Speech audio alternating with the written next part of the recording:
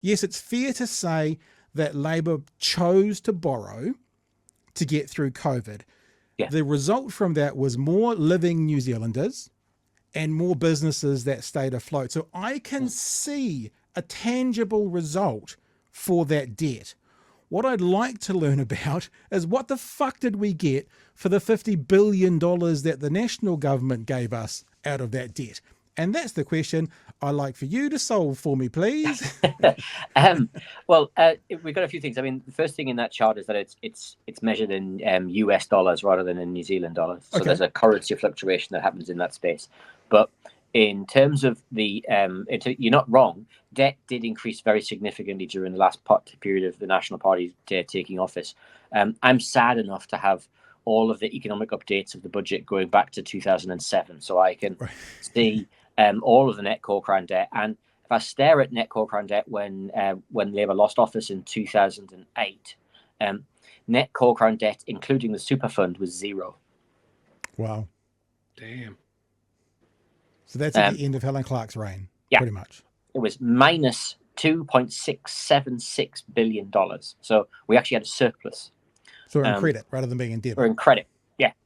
Wow. But on a net core crown debt basis or on a gross debt basis, which is the easiest way of comparing these things internationally, we had a debt that was about $31.3 billion in 2008. In 2013, that had more than doubled to $77.9 billion. And then by 2017, that had trebled to $91.5 billion. Oh, wow. Okay. So over that period of time, gross debt trebled. Now, the first thing you should always do in economics, whenever you see very large numbers like that, is just discount them. Think about them actually as a percentage of GDP. Okay. People's mortgages go up in comparison to 50 years ago, but they earn more. And as a consequence, it's actually about household incomes that are really important in that space. And net core crown debt as a percentage, or gross debt, as a percentage of GDP went up quite a lot. But as a percentage of GDP, it didn't treble over that period. What did it buy? It bought tax cuts. What did it buy? It bought underinvestment. What did it buy? It bought a series of things. Bought lots of roads between places.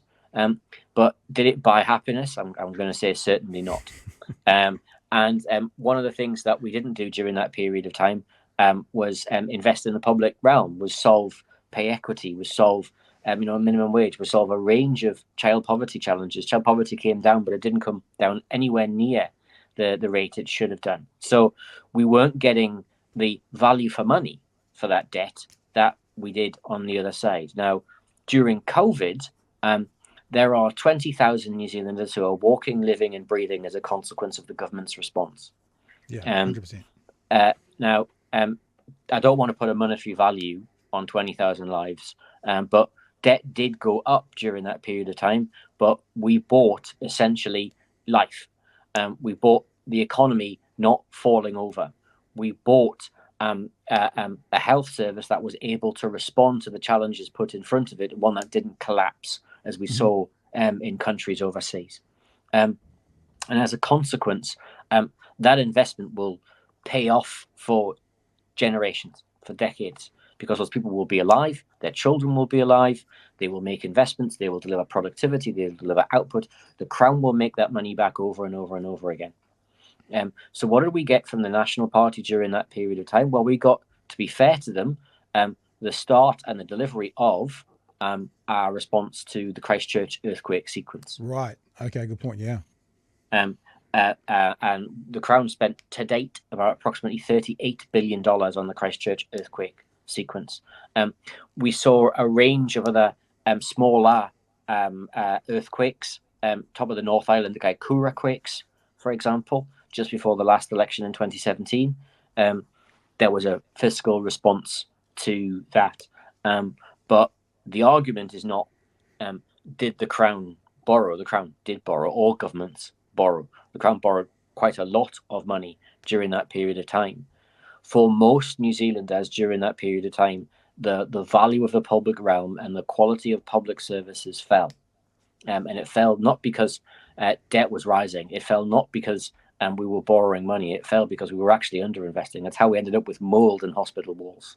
You two, I don't know which one of you gentlemen, I think it's Pat, is in Dunedin. We both are.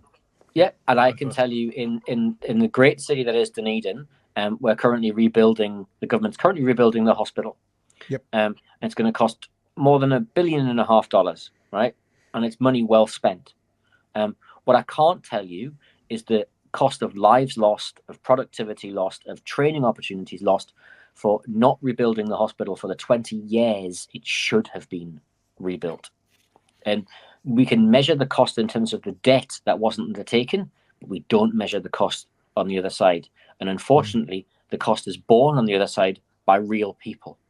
The cost isn't borne by the government. And so that's why national governments or governments of the right tend to focus on debt reduction, because they're not the ones paying the cost on the other side.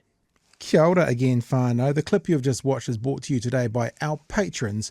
If you want to be a part of what we do, if you want to get behind what we're doing, if you're enjoying our content and wanting to share our content, then maybe you would consider being a patron to Big Hairy News. Head to www.patreon.com/Big Hairy News to sign up to one of our levels and be a patron. At this point, we are only a listener and viewer supported show. It all comes down to you guys. If you feel like jumping on board to help, then head to patreon.com/Big Hairy News. Hooroo.